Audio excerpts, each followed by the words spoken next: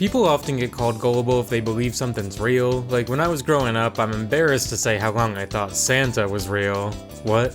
Santa's real according to Twitter community notes? Well, I'll be damned. Anyways, Squid Game, the South Korean show about a deadbeat dad competing in deadly game show challenges for millions of dollars, has made a new season on Netflix. And I thought it was real. Well, I thought it was fake. I thought it was a continuation of season 1 for like the first few episodes and was really confused at the shift in tone before realizing it was a game show with a Squid Game coat of paint. And I wanted to share my thoughts on it, because there's so much to discuss, from people feeling the creation of the game show goes against the entire point of Squid Game, to contestants suing for hypothermia. And yes, cue the millionth blue checkmark comment about, it's Squid Game, what'd they expect? Yeah, this post was liked by Tits McGee. Good job. So I wanted to start by comparing the challenges between Squid Game and Squid Game The Challenge. If we take a look at the show throwing us quickly into red light, green light, one of the shortcomings that becomes apparent right away is while the games are quite ingenious, they're kinda stupid. And I mean that so lovingly, but like,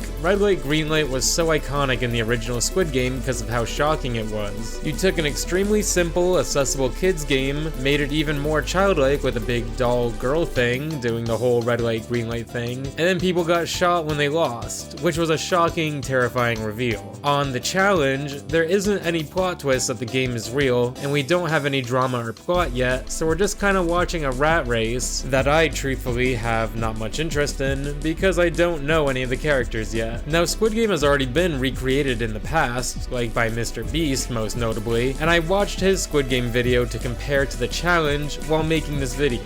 And I gotta say, he did it better, because I think he realized red light, green light with no context or protagonist or script is kinda boring. So he was actually out on the course, talking to people and kind of messing with them during the game of red light, green light. It makes it a lot more interesting and at least characterizes a few of the hundreds of contestants we see just randomly running around. I think this challenge is just a good example of one of the bigger flaws of Squid Game The Challenge and the inevitable disconnect between the reality show and scripted show. So I'm watching people get eliminated in red light, green light and seeing this black spot appear on their chest. And at first I wasn't sure if this was some censorship thing like Danganronpa making blood purple, but when contestants would lie still on the ground, I was thinking, would they just sit here like this if they got eliminated on the reality show? So I read a lot of interviews from producers and contestants, and they said they wanted to use ink packs because they didn't want to make it seem like the contestants were actually dying, and also black ink is like squid ink.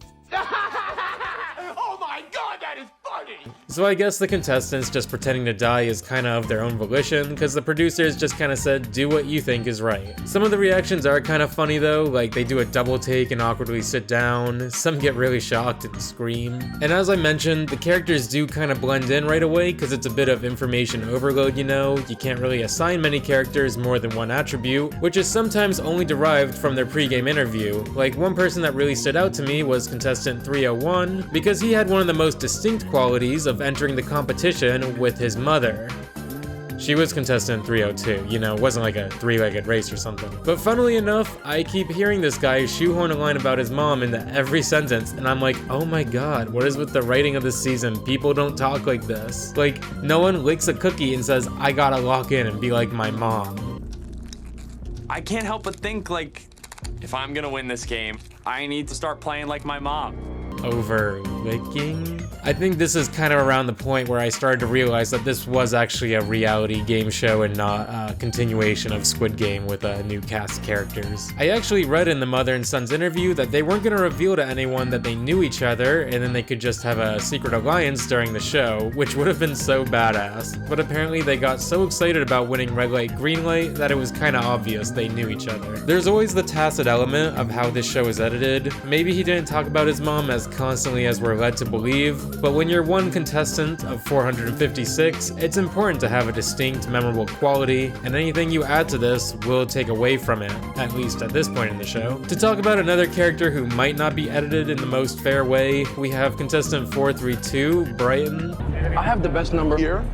4, 3, 2, 1, go. Because I'm the one. You're only missing the one. I'm the one. He's edited as the villain of the show, and while I didn't really like him, I'd maybe argue he's more of a heel than a villain. He reminds me a bit of the snake tattoo guy from the actual Squid Game, but more of an athlete dude bro. Like, he has this corner of bros doing push-ups and dips, and while it's corny, it's really funny. So he has this alliance of bros, and we see another alliance form pretty quickly, notably spearheaded by this older contestant, 232. Most of the group is guys with unique hair, oddly enough. Like, these two guys just team up because they have mullets. Then the group gets two more guys with killer beards, and then a couple older guys just show up. It's a funny little group, and they call themselves the Gombu Gang. Gombu being a term for close friend, actually from the original Squid Game. We see the big money piggy bank from the original Squid Game show up, with everyone cheering as the contestants decrease, in a sense, being reduced to money. It's really interesting to see how people cheer here, compared to later in the show where no one cheers and watch the ball pretty emotionlessly, if not in despair. I'm gonna kinda skim through some of the other funny things, but the big thing I have to discuss from the beginning is Lorenzo, number 161, stealing more than one meal. This caused a little bit of chaos, and contestants and fans alike were pretty annoyed by this. And oh my god, he also takes another girl's leftovers. He doesn't finish hers. Hungry ass. But the most shocking thing Lorenzo does is in his interview.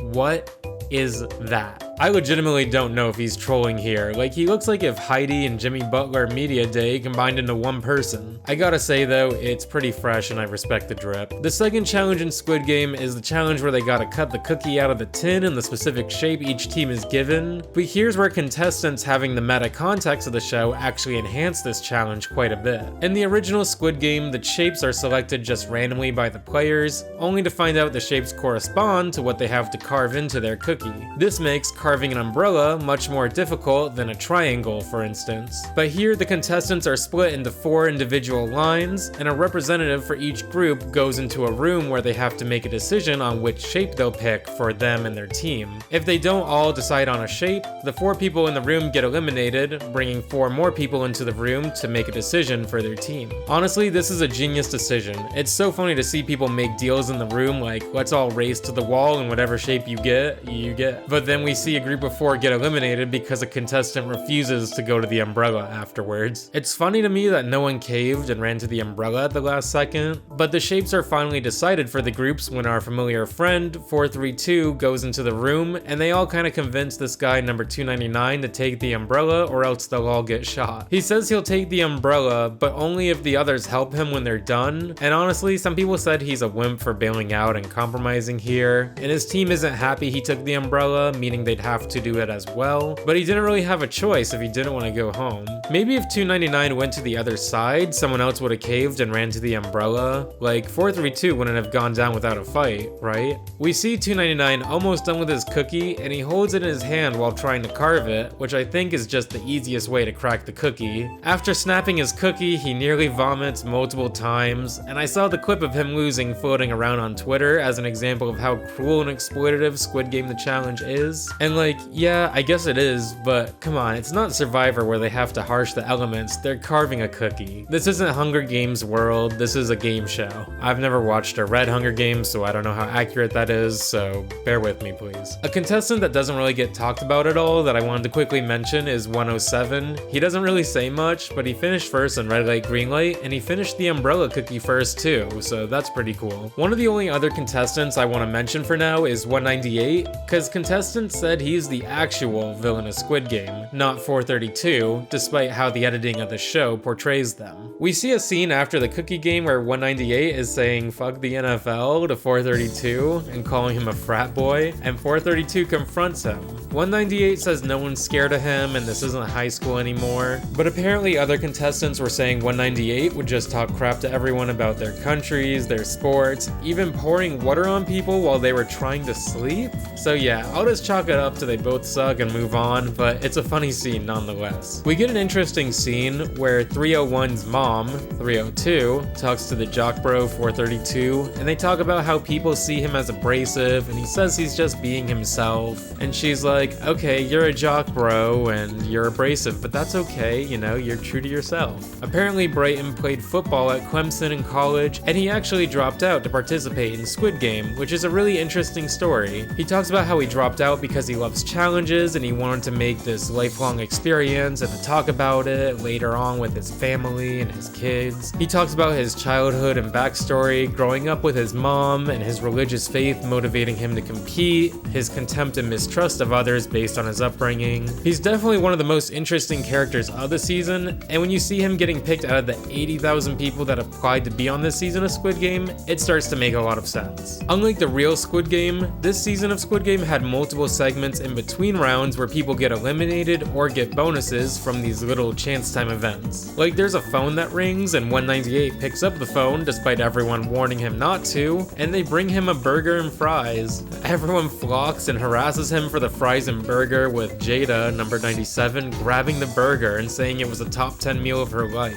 The phone rings again, and instead of getting a treat, he answers and gets a message that he has to call someone over to get eliminated, or else he'll be eliminated in 2 minutes. He makes arguably the stupidest play, which is frantically calling over 432. Everyone was already skeptical, so it's hilarious that everyone avoids the phone. He says there's a muffin if you answer the phone, and no one trusts him, getting him eliminated. Like if something good was waiting for the person to pick up, he wouldn't give it to the person who told him he was going to snap him in half over his knee. It also didn't help that he picked up the phone, his eyes bulged out of his head, and he audibly says, "Oh shit." Moving on to the third challenge, the contestants play a game of Battleship, which wasn't in the original Squid Game. It kind of replaces Tug of War, which I actually would have loved to see, but I do like the dynamic Battleship brings to the table. Each team has a captain and lieutenant that make the decisions for their team, and if their team loses, they'll go down with the 2 destroyed ships of their side. Even if your team wins, if you're part of the destroyed ship, you'll be eliminated, which is a cruel way to go out, but it does add to the tension and drama of the challenge.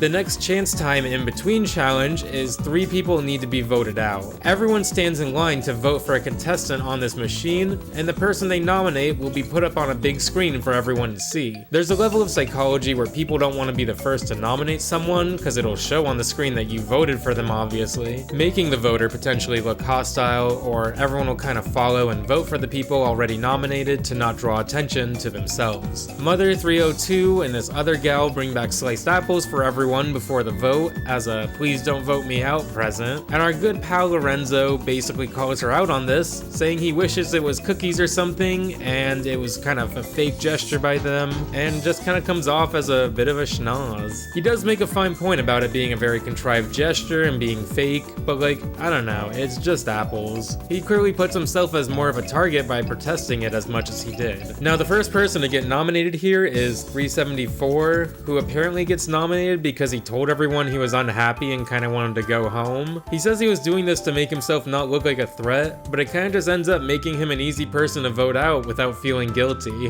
which is pretty funny and screwed up in a weird cosmic kind of way. Lorenzo gets nominated by Mom 302 for his Apple comments, and the third person to get nominated is this plastic surgeon guy who's just an absolute schnoz before the game, aggressively trying to get everyone to band together and listen to some plan of his to nominate people, and it just rubs everyone the wrong way. Like, I don't know what he was waffling about. The only 2 other people to get nominated here are Mom 302 by Lorenzo for nominating him, and 179 Shaney, who voted for the plastic surgeon. It's really funny when Lorenzo gets up to the voting booth because he just walks away to go up to 302 to make sure he has their number right, then walks all the way back. After this, we get yet another chance time where 5 people go up on stage and open these boxes that either give them the power to eliminate or is their own elimination. One guy actually got an advantage for the next challenge, and then the next gal chooses him as one of the people to eliminate, which is funny, but screwed up. He says it didn't make sense for her to pick him, but it really does. Like, if you're gonna have to pick someone randomly to eliminate, you might as well pick the one person guaranteed to do better than you in the next game. 176 gets voted out for being part of one of the newer alliances that popped up, and it's pretty funny because he doesn't even know it's his number until like 5 seconds after he gets called. The older guy from the Gombu gang also gets eliminated for being one of the leaders of a bigger alliance, which is also a pretty logical play, also revealing the cold-blooded nature of Squid Game. Up next is everyone pairs up to have a picnic together, but it's not actually a picnic, it's an elimination challenge. Each duo will have to play a game of marbles to the death. They play on the same set this happened on in the original Squid Game, which was one of the most emotional episodes of the whole show. But here there's a lot of bickering between the duos, like, you should let me go through, I'm doing this for a good cause, etc, etc. The most unfortunate group up we get is the mom and son who thought they'd just be sharing a picnic together and then have to play it out. The mom talks about how she won't just give her son the win because that wouldn't be cool and she wants to win and prove something to herself. She does end up losing and going home though. We see a lot of friends get split up here, but one of the more frustrating pairings is this guy and gal who refuse to agree on a game. She wants to play a game of strategy, he only wants to play marbles, and they sit for 8 minutes in near silence until she caves in and plays marbles. They end up tying and need to decide on a winner as time's running out, and instead of coming to a quick decision like, okay, let's play rock, paper, scissors for who wins, they argue, oh, I made the first shot, I'm not just gonna give you the win, and it's so frustrating to watch. But also, how are you gonna tie in a game of marbles where you're sitting straight up to the bucket? Like, you have a backboard and everything, you're trash. Last I want to quickly discuss is 393 and 382. 382 says he can't retire and she should let him win. 393 says she's deaf and wants to represent her community and make them proud. He then says he's deaf and if she was teaching people around the dorm sign language and stuff, why didn't she go up to him? And then she says she doesn't owe him anything and it just kind of turns into a little bit of a cringy argument. And honestly, I don't care much for it. I think asking someone for the win instead of just playing the damn marbles is kind of stupid and it's just a pointless argument, I don't care. She ends up winning though, and I guess I was rooting for her because I don't know why anyone would just give someone else the win, it just doesn't make sense. Between challenges, there's another big elimination where someone goes up and calls out the number of another person they want to bring to the next challenge to not get eliminated. We see most of the women create this big female alliance, stating that they need to stick together here. Contestant 287, Mai, doesn't pick another woman though, and she picks 286. This immediately sets all the women off that Mai can't be trusted. Another woman eventually gets picked, and this creates a string of women getting picked. Everyone stresses out that the woman alliance is just chaining together like this, until 393 asks if she can pick Phil, this guy with beautiful hair, on the contingency that she asks him to pick another gal. Number 19, Amanda, reluctantly agrees, but like, there's nothing she can do about it. Phil actually proceeds to pick another woman, so the female alliance all succeeds by moving on to the next challenge, Glass Bridge, which is the part of the show I was looking forward to the most. Before the game starts, they play this crane game in which they pull out a teddy bear with a numbered vest, then they pick a contestant to wear this numbered vest, determining the order they'll play the game in. The chances of a low number guessing a 50-50 over 10 times in a row is pretty low, so being handed low numbers is nearly a death sentence. I'd love to know how long it actually took to get all the teddy bears out of the crane game, cause I suck at crane games, like they could have been there all day. Mai, number 287, gives the number 4 vest to 77, another woman, who was part of the all-female alliance, stating it's because she hasn't talked to this person much, but like, just say you hate women. Pick a guy if you're part of the female alliance, damn. I guess it's respectable to pick the person you've talked to the least though, but 2 challenges in a row Mai's screwed over the alliance. Like, for what reason? TJ, number 182, gets the number 1 vest. Now TJ kinda took up a leadership role back in the dorms, which rubs some people the wrong way, and he's given the 1 vest with the justification that he's the leader and if anyone can make it through at number 1, it's him. Now TJ was a former basketball player for the Harlem Wizards, which is kinda like the Harlem Globetrotters, focusing more on playing for fundraising events and stuff. And while watching, I didn't realize TJ was 6'8", or that Sam, number 16, is 6'7". Like, everyone's so tall. They need to stop playing Squid Game and start center for the Lakers. They can give them $4.56 million a year. Anyways, they all agree to do 1 jump each on the glass bridge in order of their numbers, as opposed to everyone just brute forcing their way down the path until enough tiles have been cleared out for the people in the back. This would essentially give everyone a 50-50 chance of making it through, as everyone just needs to do 1 50-50 jump, drastically increasing the odds for those in the front like TJ. So TJ's saved by this miraculous change of heart and togetherness of the players, but he falls to his demise right away on the first and only jump, which is so funny but so messed up. I would have also gone left though. I looked up to see the order on the original Squid Game, and the first contestant does go left and makes the jump on the show. So they don't copy the order from the show, in case anyone was wondering about that. One of the biggest things that annoys people is how number 278, Ashley, who has the number 5 vest, just kinda stands in the back and won't risk a jump. I'm conflicted about this, cause it's a totally logical play. Like, why would she risk a jump if she can get away with not doing it? It's really not that messed up of an action on her end. I think it's just the surrounding context of this that makes the event really annoying and really frustrating, and I think inherently gives Ashley a lot of the blame, for better or worse. Like, I don't get why the hell 301, the son Trey, jumps over and over again when she refuses to overtake. Maybe I'm misunderstanding, but I feel like he could have totally waited and said someone else has got to overtake me, but he just keeps jumping. Trey, what are you doing? No! Oh. He eventually falls, and I believe in an interview he says he kind of got lost in the moment, which is understandable with how much pressure they're all under. I mean, nerves make you do kind of crazy things. This guy James has the last jump and asks whether he should go left or right. Mai shouts right, which gets him eliminated, and she's really distraught about this, but you know, there's nothing she could do about it, and she guessed correctly for other people's jumps before this, who actually said they were grateful for Mai's help. On the other hand, Mai is really irritated that Ashley didn't cooperate as a team player, and it drives me crazy that no one agrees with Mai about this, as we will see. So the next challenge is you have to nominate a player to potentially get eliminated, roll a die, and if you roll a 6, the nominated player is eliminated. Now the vast majority of people here nominate themselves, except Mai, who nominates Ashley, recounting her not being a team player before as her reason why, which makes Ashley so mad, but like, she's explained why she has beef with her, and it makes total sense why Mai would target Ashley instead of nominating herself.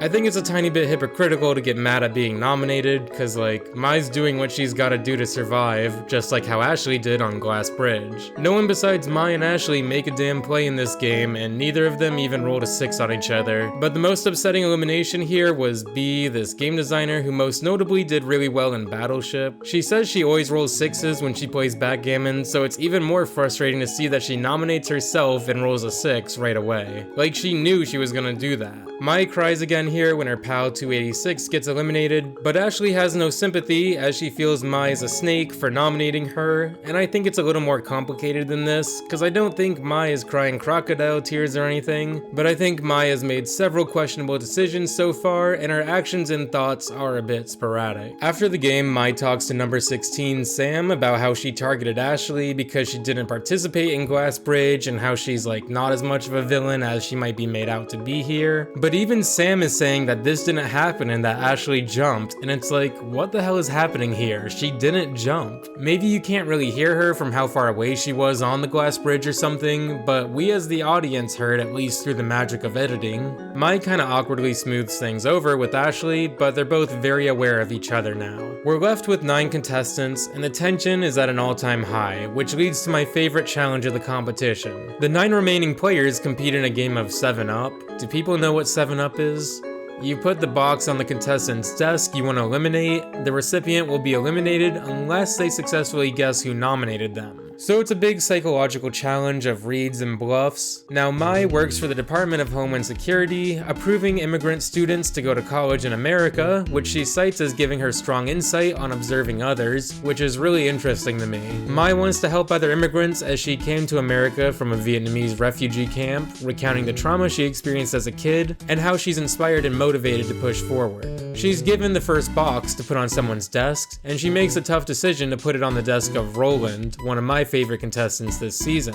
He definitely rocks one of the most unique hairstyles I've seen on a guy, and I gotta say, Mai knows Roland wouldn't suspect her, and he doesn't, and is eliminated. We see the female alliance collapse completely here, with number 19, who spearheaded the female alliance, being taken out by a gal pal, because who would suspect your fellow alliance member to vote you out? The third guy comes up, who I've hardly heard say anything this entire show, and I'm thinking Mai is a slam dunk to eliminate because multiple people have it out for her here, including Ashley, who she tried to eliminate in the dice game, but Mai gets his ass here. Like, you'd have to have some serious stones to nominate Mai again if she's making all these reads. Like, just take your ticket to the final 3, Mai. Arguably the most epic moment of the whole season is when Phil, number 451, gets nominated twice in a row and correctly guesses who voted for him twice. He does this really funny little lawyer monologue both times he gets nominated, and he has to be an Ace Attorney fan, because just look at him do this point. Come on.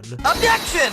Hold it! We're down to a final 4 of Phil, Mai, Sam, number 16, and 355 Haley. Haley's given the present, and I love how we don't see who gives it to her, forcing us to play the game with her. She suspects Mai put the present on her desk, and is eliminated as it was actually Phil that nominated her. Haley really regrets choosing Mai and says she just got too caught up in Mai's past decisions and was annoyed by her and stuff. But honestly, hindsight's 2020. It really could have been anyone. I guess Mai would have probably picked one of the guys since they're kind of an alliance, and if the guys don't pick each other, they'd probably pick Haley, cause Mai bluffed out the guy earlier and I wouldn't want to risk messing with Mai. So hey, you still kind of break it down to a 50-50 between Phil and Sam if you suspect them, and I don't think she made like an awful decision here. So with that, our top 3 is finalized.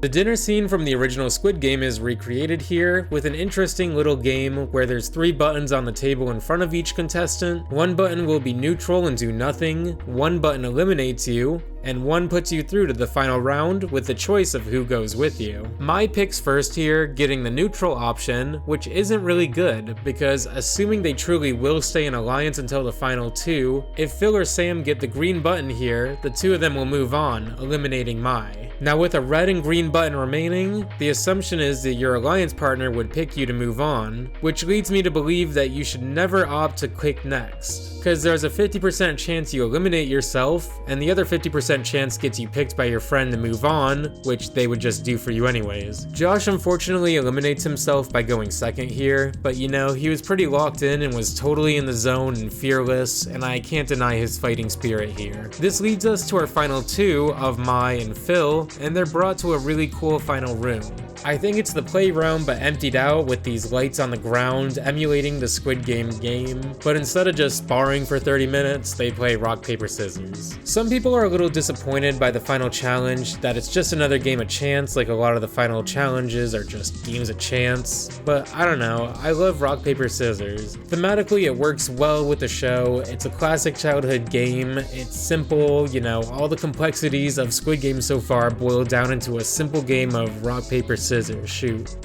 Do we go on scissors or shoot? Mai talks about the psychology of RPS, saying her opponent, an adult man, will likely pick rock or scissors because they symbolize power. And it's so interesting to hear that she's thinking about this, and maybe it goes to show how deep Mai's strategy is throughout the show. But what I don't understand is why she picks paper here. Paper gives her a 50-50 chance of winning or losing. If she truly believed the only options were rock or scissors here from Phil, I think she should have gone rock, which would give her a 50-50 chance to either win or tie, as opposed to paper giving her a 50-50 to win or lose. This confessional was probably given by Mai after the challenge was over though, so maybe her ideal strategy or her recounting don't exactly line up with the moment. Confessionals honestly break the 4th wall a little too much for me sometimes, cause I'm taken out of the moment thinking, okay, is Mai giving this speech about rock, paper, scissors after already winning all the money? I guess I just get distracted kinda easily. After winning the round, you go to a box of keys and choose a key at random and try to open the safe to win the game.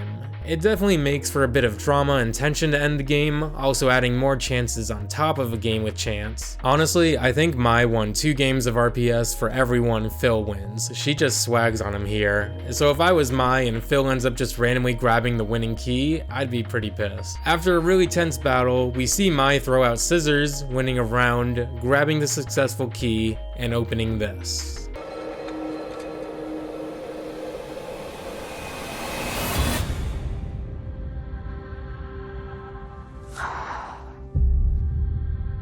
A bat credit card! So Mai ends up winning Squid Game. Honestly, I gotta say, she totally deserves it. I was frustrated by how she betrayed the female alliance and stuff, and yet she was so caring for the other players, weeping at their eliminations, but also tough enough to stand on business and call out Ashley when no one else would. She has a really captivating backstory and career, and she applied so much strategy throughout the show. Truly, if anyone deserved to win, it was her. I love Phil, he was so funny and chill, and I wish I had hair like his, but but I think everything makes sense how it played out in a really cool way. I really love the closure of the show, and this is something I feel most shows get wrong, especially game shows and reality shows. I thought they would just roll to credits after Mai opened the safe or whatever, but we actually get a montage of the home lives of a bunch of the eliminated contestants, which is so cool to see. We see Brighton working out, the mom and son playing ping pong at home, TJ playing basketball with a team he coaches, and it's really nice to see the aftermath of these contestants we spent all this time with. It ends on Mai going to a convenience store and putting her Squid Game credit card into the ATM, and they show her put in her PIN here, like, when I get that card, we're all gonna eat.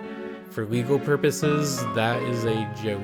So yeah, overall I think Squid Game The Challenge is a very interesting show. While some feel it misunderstands the point of Squid Game by capitalizing on the greed the original show warns us about, I think it gradually evolved into a fun reality show by the second half once enough characters got eliminated. Without a scripted narrative, it's difficult to find a lot of interest in some of the challenges, and it really makes me appreciate how strong the narrative was in the original Squid Game. I don't think the show's as exploitative and cruel as some people feel, but I feel it should be acknowledged there is an ick about watching this when the economy is in its current state, with contestants confessing they live paycheck to paycheck, dropped out of school to be here, or can't properly retire, so I think a strong argument can be made here. Thanks for watching, like and subscribe if you want, and I'll talk to you next week. Bye.